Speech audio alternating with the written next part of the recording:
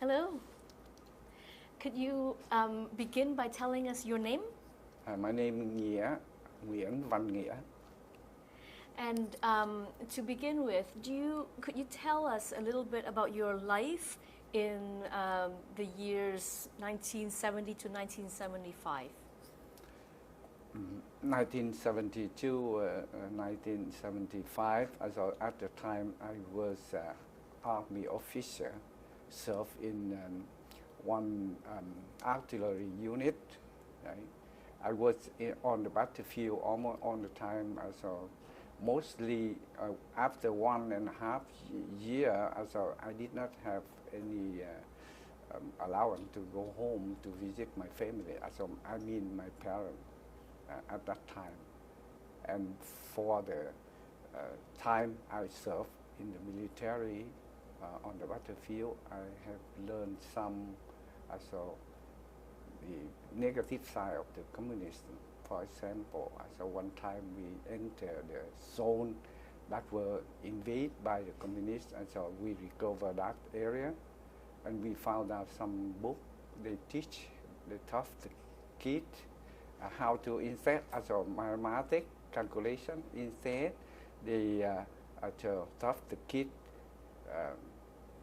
to buy or to the animal, the duck or something, right? Pig. They taught how to count the hand grenade or how many American soldiers have been killed a day, and then how many days as a multiply. And that side, and some my fallen comrade in one area. So at that time, some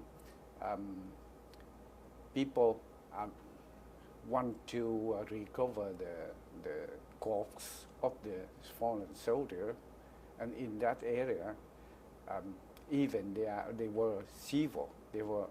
But they could not recover the corpse of them just because the Viet Cong, as a Vietnamese communists, was in that area. They stopped the people, did not allow them to recover the corpse. So in 1972, you joined the army. How old were you? Pardon? How old were you at that time? At that time, I was 21 years only, right? Very young. And we served until the President of South Vietnam, also the Republic of Vietnam, Nguyen Van Nghia, called us to drop down the weapon. So that's a type of the surrender. And after that, the communists sent us on as a government staff and on officer in the military, sent into the camp they call the education camp, but in fact that were concentration camp. And when you joined the army, was that part of the conscription, part of the general draft? That was just because the time since 1972, as the war escalated to the high level, so we were at that time mostly my group mostly student. I was a law student at that time, but we had to drop, also interrupt the study, and went to military. That was mandatory. That is mandatory because the country, as a Republic of Vietnam at that time, need more soldiers, need more officers to serve the military. So you fought until the very final days of the South Vietnam Republic. Until so the last day, April the 30th, 1975, I went back to the headquarters. Just one general there, the last one there, and with one colonel there, and me. So I was artillery officer, the lone one survived at that time. The other gave up and ran back home to their family, because they dropped weapon down. Why didn't you join them? Why did you stay that long? I did not understand why. So I tried at that time just some hope, right, that the unit or the troops still there. But after contacting them, suddenly nobody answered, and almost all gone home. And I was therefore, so I finally went home too together. But I was the last one, beside the general. You were one of the last people to give up. Yeah, one of the last. And what happened next? The communists left us the winner, right? Left us about 3 weeks, so a few days until they call us to gathering us, and then they suddenly sent us into a jungle. So they call that a re-education camp, but in fact it was a concentration camp, because so we were at prison without any sentence, without any verdict, and forever. For how long, we didn't know that. The first 3 weeks of the new regime, you were at home with your family? Yeah. Like for, when? Yeah, for about 3 weeks, 4 weeks, and they escort me to the concentration camp. Before they call the order, or they send order. Some case, so they left them until they voluntarily turn themselves in. And in case of my case, they came to my home with a weapon, with a rifle, to escort me into them. Knowing what you knew at the time about communists that you have confronted in the battlefields, did you expect some kind of retribution? We don't know at all. We didn't know at that time, because they just called us to carry some food for 3 days. And people naive. So we were so naive at that time. We thought maybe after 3 days we can go back home after they did something to us. But in fact, some spent many years, even 30 years, 13, and so more than 10 years, and most, many of us fall down in the concentration camp, never came back home. Never come back from hunger, from sickness, and hard labor. And just to stay with those first 3 weeks before you were called in to the re-education camp, what were your hopes at that time? We just wait. We didn't know at all. We had no idea what the communists, the winner, did to us. They did not show any sign, right, to send us into jail or prison or camp, because they thought they might think so that we run away if we know something so bad to happen to us. Therefore, they kept quiet. We didn't know. Just they call us to sign, fill out the form so that we are here with address or something like that, right? And then after that, one day they send a letter. They send announcement on radio that we should gather together and turn ourselves in one location, and so in one high school, in or sport area, arena, something like that, and then they transport us into the jungle, into the camp. But at the time, you were still hoping that there would be forgiveness, both sides. In fact, obviously, I never believed that they forgive, because my family, my parents were from the north, ran into the south, and now the communist came, follow into the south, and at least we had some experience or we have learned some from book also about communism. And so therefore, I did not hope that so they forgive us, or for some type also of tolerate us, or to leave us untouched, or live together, or we were together, so can be built, and the country can be built after the war, or something like that. I did not believe that 100%, no. So what was re-education camp like for you? The re-education camp was just, in fact, a labor camp, hard labor camp, and brainwashing camp. They talk about, so like, they treat us like criminal.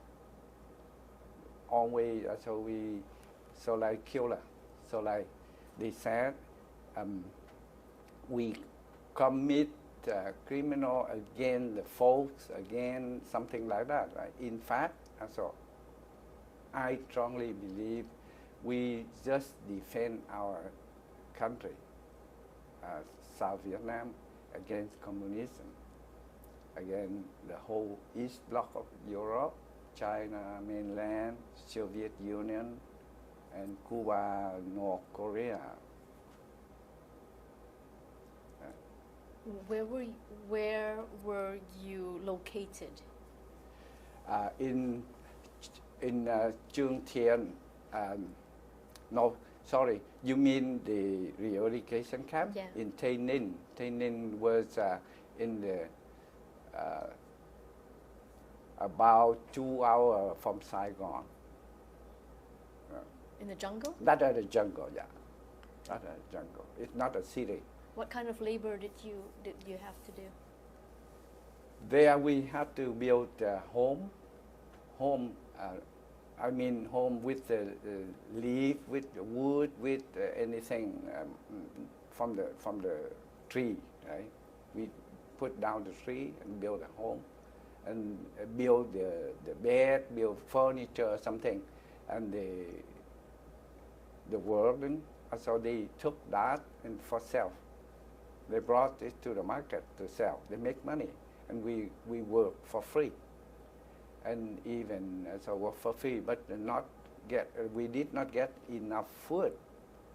That means also no medication either, and therefore many people fall down.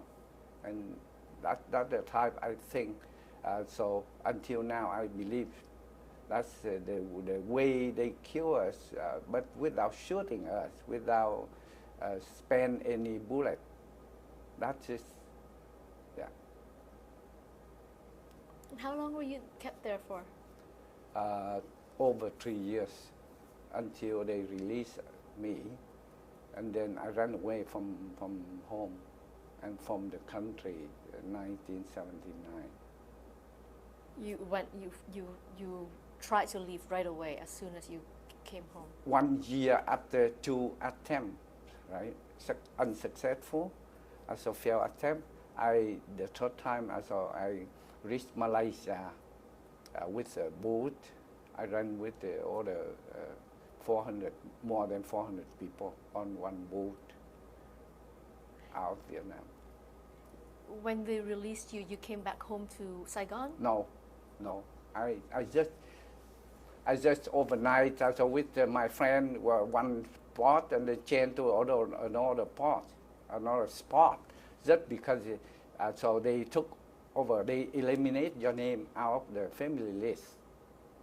They want to send so the whole family out of the city to confiscate all your property, and that is the way that so I call them, they try to rob everything from us, and they try either to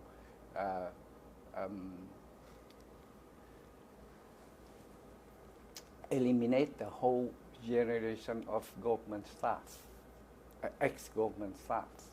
That means on the kid, also they kicked out of the high school or out of the university or so.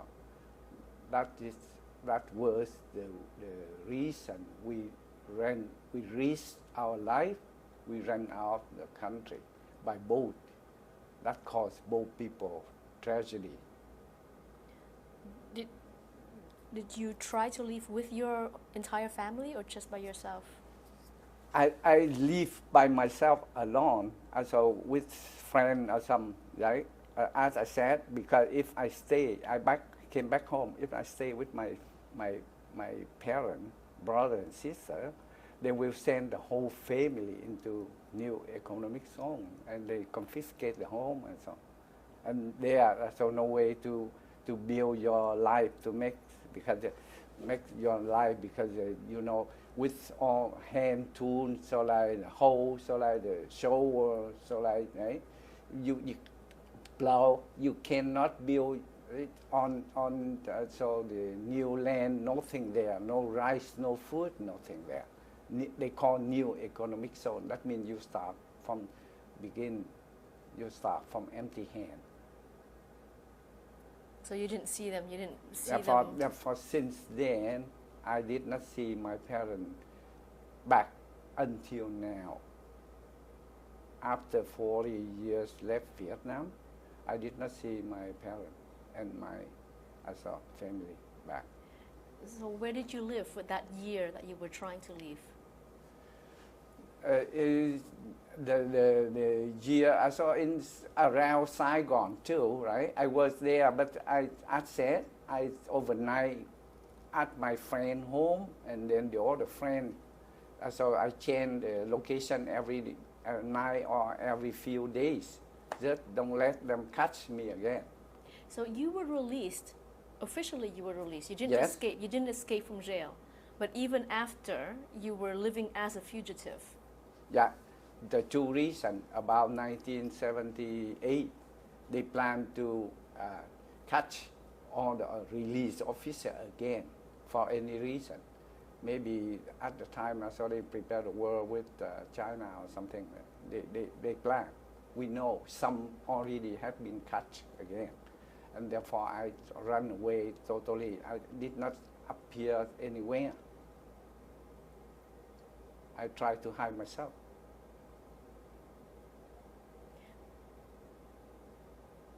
To avoid to be catch again.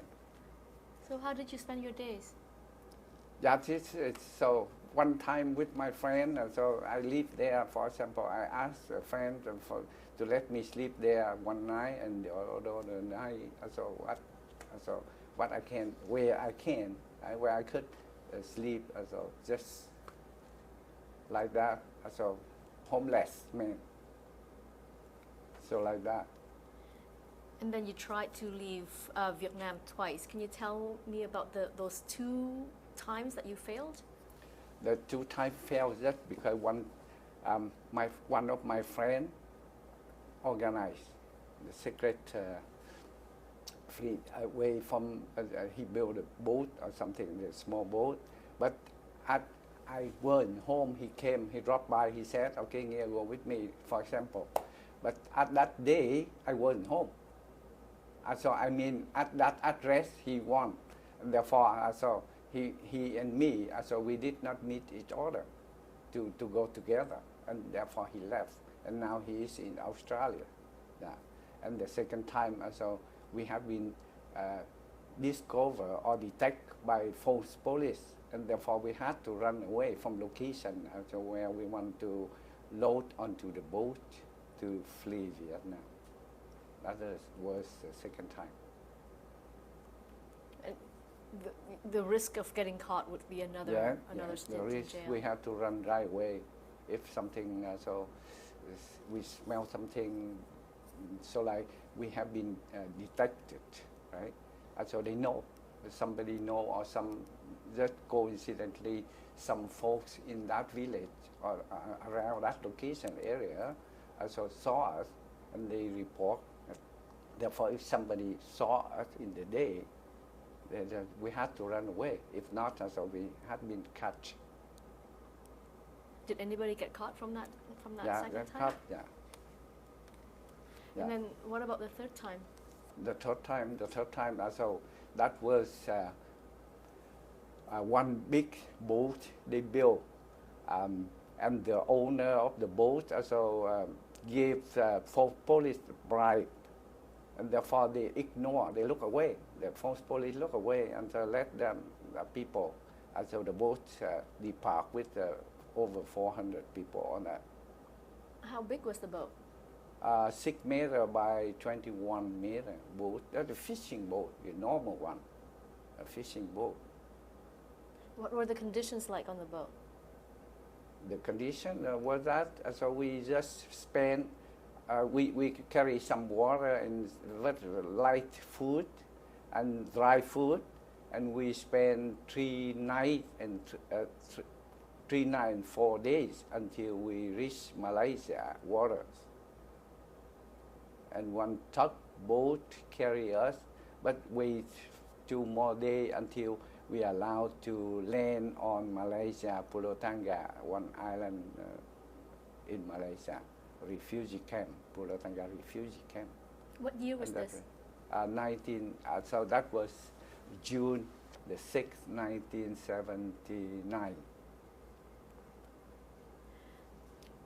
What were conditions like on the camp?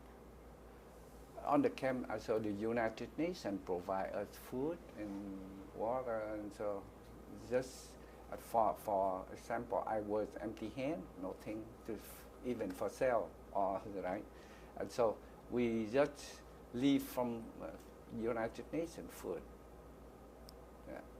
food and water. That's it. And you left on your own? Yeah, I left on my own. Yeah. No family? No family member. So, and since then, so we had to wait until the Canadian delegation also interview us, and some people also have been received also into here, yeah, and Canada, and in my case, I went to Germany. January 1980, I went to Germany. How was it decided that you would go to Germany? I applied before. I had applied a student visa in 1970. That means 10 years ago. And all my papers still there at the university in Germany. That is the reason I wish to get to Germany, and I applied for that, and the German delegation received me, welcome, and therefore I allowed to land in Stuttgart, Germany, January 1980, after that. And when you were at the camp, how did you spend your time? At the time, so I was in Malaysia refugee camp. I worked voluntarily in the discipline team and reception team to receive the new, also help the newcomer, also from the new boat I landed. Right? And so that time, also as volunteer, I don't feel any, did not feel any, also boring being or something lonesome, right? Because just you help people, and time after time, the time went fast. 6 months after that, also I left Pulau Tangga too. Time went fast. So you worked in security? Discipline. Discipline? Yeah. Just to keep everything in order, or help even the delegation from United Nations Commissioner, High Commissioner, as for refugee, to interview people from boat to boat. Were you translating or interpreting? The other team were translator. The other team served as interpreter, and we just help them. So that means all people, about 20 people, help in 2 teams to work every time the delegation from the United Nations High Commissioner came to the island, Pulau Tangga camp. So how long did you spend in the camp before you left for Germany? I spent in the camp about 6 months. Yeah, about 6 months. Yeah. And what were your first impressions of Germany? First was also impression was that it's a very disciplined country and very well educated, education system very well, and even the kid also just run after, for example, a piece of paper and put it up, pick it, put into the garbage bin. I wonder, I said, how they teach them so well, but in fact the system so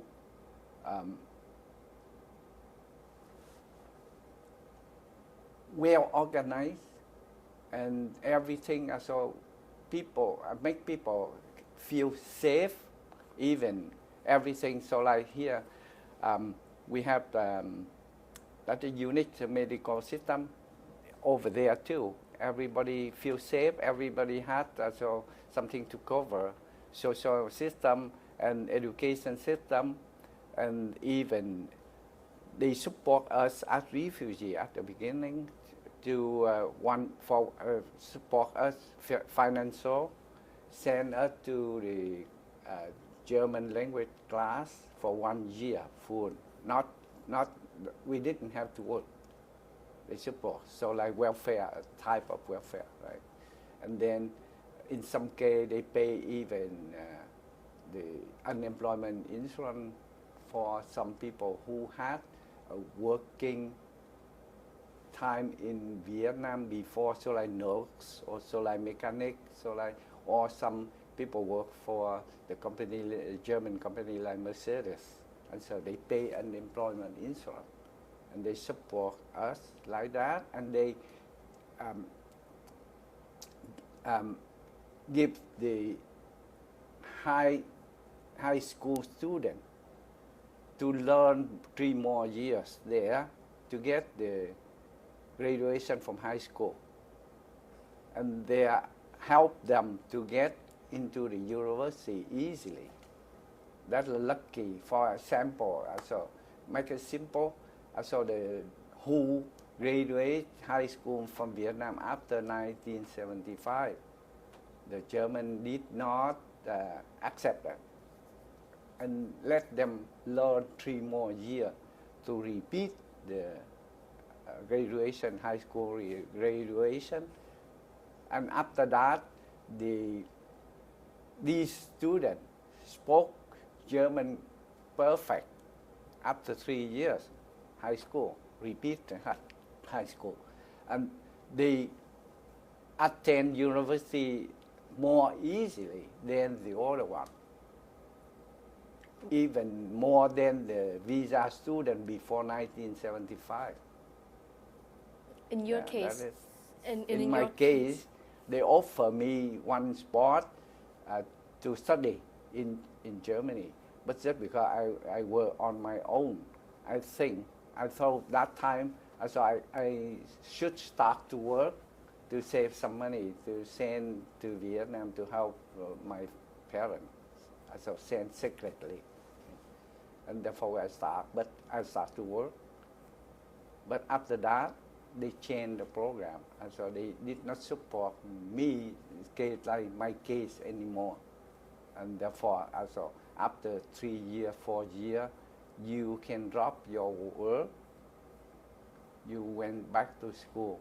They support. So like here, unemployed people got back to school with the government support. That means over there they had the policy to raise the level or the knowledge of everybody in that country. That is German. That's my impression. Even people said also they discriminate the foreigner, but depends. For my case, I came back to Germany many times to visit the other there, the German family there. I did not feel anything. It's just totally also in my case. I know that, so depend on how you treat people around you, and people treat you same. You said that you have family there? No. No. When you first arrived there, what kind of housing was offered to you? We We have been living 1 year in one castle, so like a type of hotel, and we every day. So we went to school to learn German language, and the bus carry us to there and then pick up every day like that, the same. And somebody took care for you also on the food and clothing, and so you did not need to worry anything, to take care anything. Somebody took care for us. It's kind of like a student housing. It feels like a So dormitory. like a housing, so like that, so like a home for all the newcomer. They were living together, and then together is also in the class, together at the restaurant. Also every time we went to dinner or to have lunch, right? So that's it. And that means the first year in Germany, the newcomer did not have to work. Or do chores or cook. Yeah. I mean only Vietnamese refugee. The other, I don't know about the other people. But my team, as a Vietnamese refugee at that time, 1980, so we got on that benefit. And everybody is insured. That means sickness or doctor check and dentist check, everything free. Everything was free for us as a refugee. How old were you at the time? That is 1980. That means I just 28. Yeah. And did you have a sense of what vocation, what kind of occupations you might have to train for? We start at general helper. We start as general helper because one disadvantage for us, for me, as a military officer already, so we did not got any skill or graduate from high school, or from college or from university. Therefore, just one way to work is to apply for general labor helper, general helper. And after that, after 3 years working, you drop the job, you can quit job, went back to school, they support. That is German policy at that time. But you were also saying that by the time that you were ready to retrain, that policy had changed, so you did not have that opportunity? That might be as a misunderstanding. So they support me or my generation, also my team, at that time to go back to university. And after that, they changed the policy, but they pay for you to go back to school to change, so like to make another occupation, training another skill. It's not university or college. Yeah. So that different. Did you go back to university? Job. Pardon? So what retraining did you do? I got a college for 2.5 years, and then graduate as a toolmaker over there. Yeah. And you found work in that line of work? Yeah, I found that work. Yeah, even here I worked for a while, and just take that, so I can work here in Canada at the time I came here, since then, also for the German companies.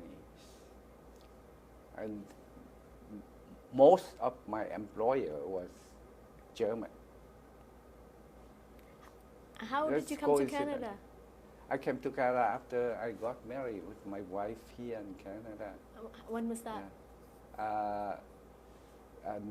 1987, I came here.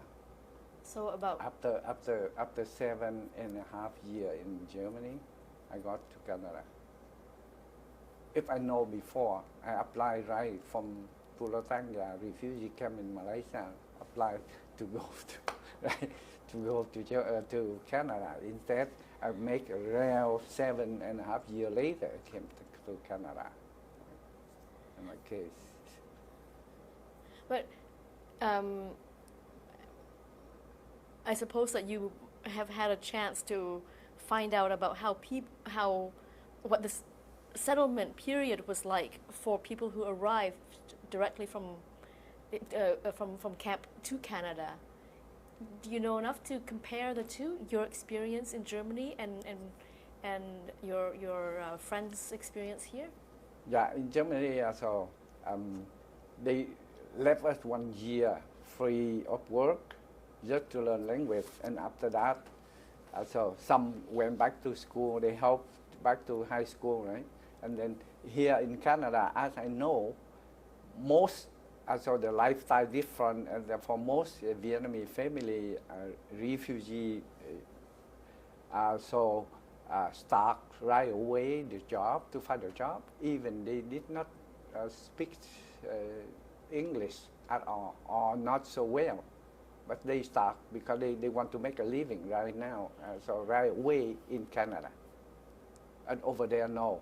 For example, here too, some family work 2 jobs or even 2 full-time jobs, but in Germany it never allowed, because if people want to work 2 jobs, have to ask the employer to allow it, because people have to spend all the energy to this employer, to that job. It's not the second job. And here you can work how many jobs you want. It's different. Yeah, that's it from the beginning. And therefore I came here at the beginning, 1980, 1987. I came here, I worked 2 jobs too. Half job until 3:30, and then second job, so I work until overnight, until midnight. And 2 jobs for a few months only. So I was totally exhausted, could not could not work 2 jobs, full-time job anymore. I kept 1 job only. What kind of work did you find when you came to Canada? I worked in Canada as a maintenance at the beginning for a German company, and after that also for some company, but mostly German. And one time I worked for one Airbus department here in Canada too, but since 10 years now, I came back to speak German daily, almost, just because I have been 10 years with a Swiss company. You're still doing machinery, tools? No, now I took care. Now I'm take care of the inventory. Yeah, since 10 years now. Yeah. What is that? For a German company. So what kind of occupation is that? Inventory control. Yeah. Yeah, inventory control. You're also a writer. Yeah. When did your writing career, when did you start writing? I did start long time ago, so very long, more than 40 years ago in Vietnam, but just for fun, just as a young man, so just for fun. And we built a group together, so until now, as in Canada, in Germany, I restart to write, just to kill the time, right? But now, since became professional writer, so I wrote some book. I had some book for my own, and then in many books, I contribute my artwork to them. And even one time I was publisher for 2 magazine in Toronto, Vancouver, and Montreal. With the books that you wrote, what kind of writing was it? One short story book. Short stories? Yeah. Fiction? Or the poetry. Yeah. And then, so the time I work more than 5 years, I work for myself, self-employed. Also, was publisher of To Do magazine, To Your Tự do. Liberty magazine of Liberty. freedom. Yeah, Tự Do means freedom. So that was a business. That was a. That is a business. Yeah, That was a your small income. business even, and that is also I stopped it. I come back since 10 years. I come back to a Swiss company, like I said. Work for a Swiss company. So the Swiss people speak German too. That is the chain I got this job. They look for a while for somebody who can speak German around and around. It's hard to find in Canada. And one of my friends worked for a German company. My classmate for 50 years. He found me and he said, okay, only yeah, you can go to there. So they need you. So they, and my case also for fun. Okay, funny thing.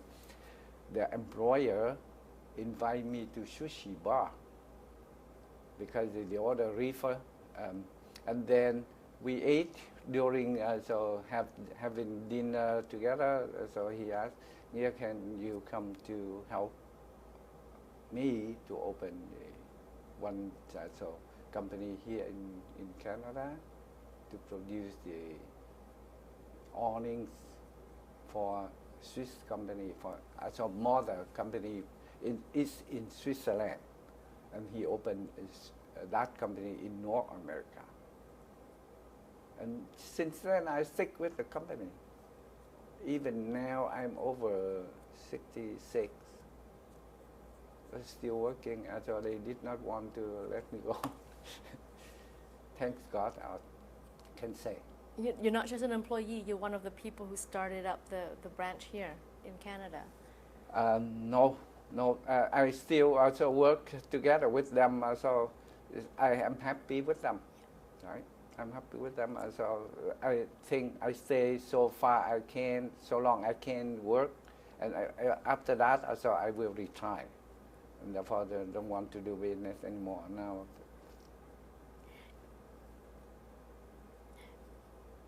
So you have a very strong entrepreneurial bent to you. Right? There's some there's parts of your life when you started your own businesses, Mm-hmm. and you ran your own things.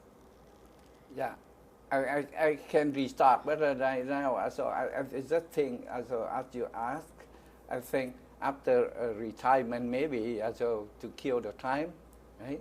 So to again the boring being, so I can restart to maybe write some book or produce publish another magazine or newspaper.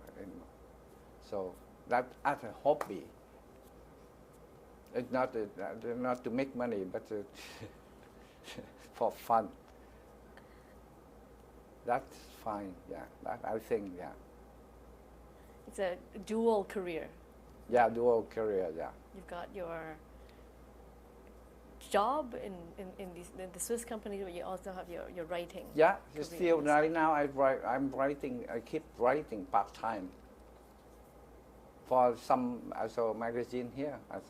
In the Thời Báo newspaper, sometime I wrote. So looking back, when was it that you felt at home in Canada? I can say I felt at home right away.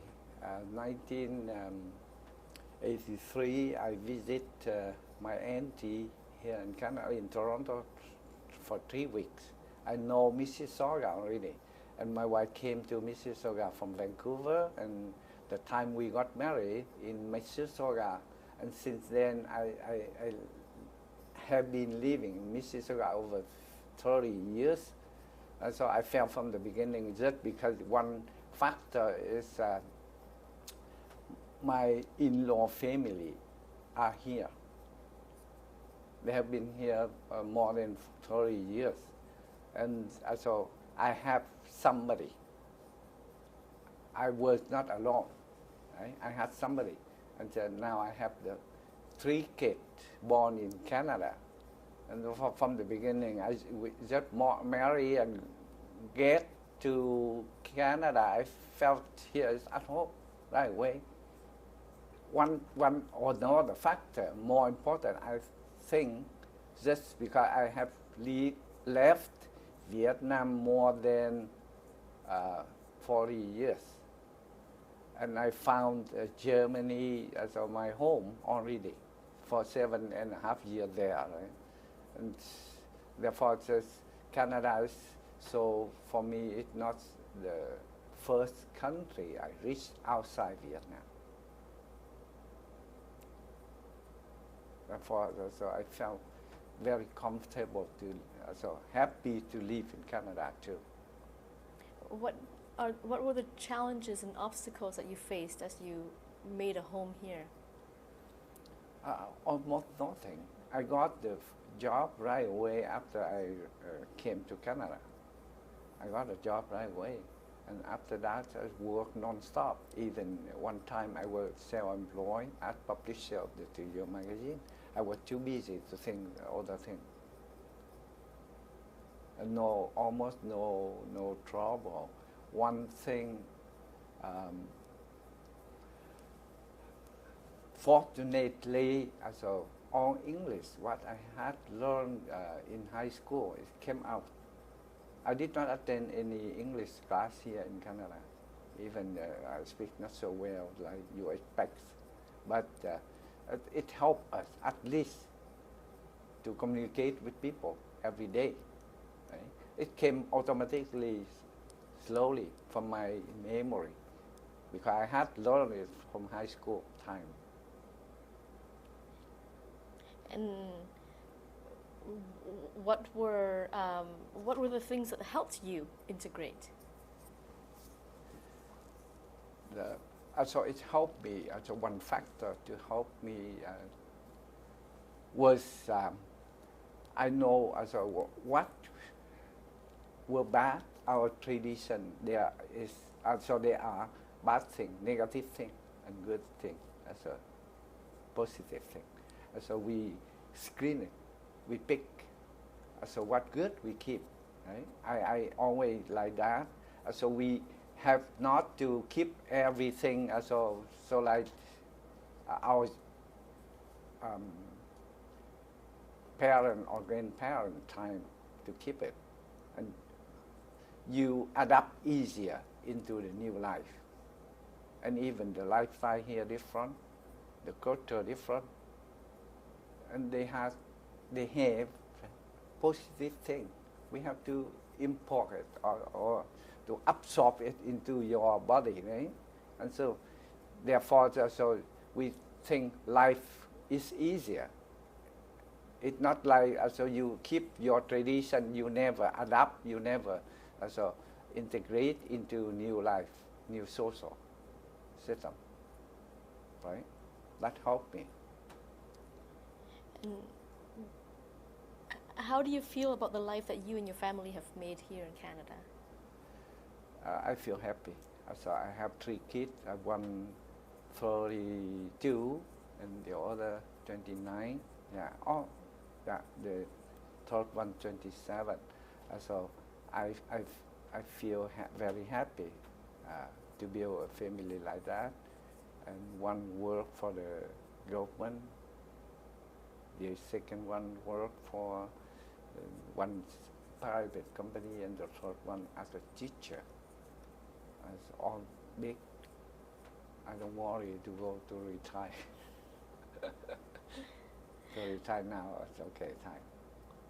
Do you have thoughts about Canada's humanitarian reaction to the refugee crisis?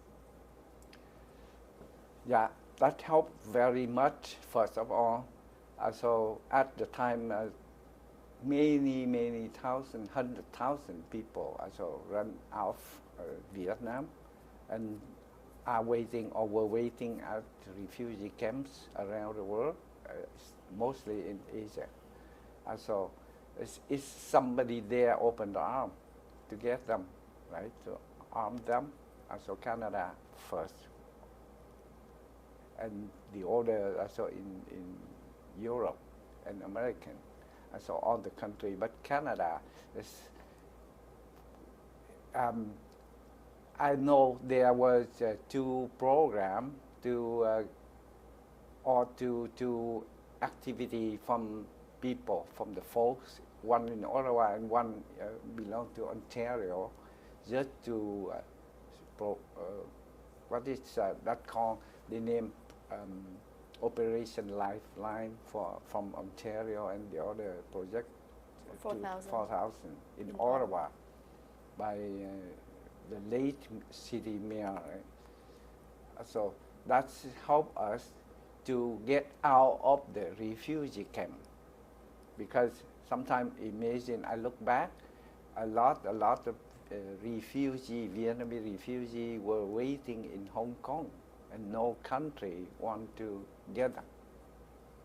Therefore, that I always think thank you to Canada.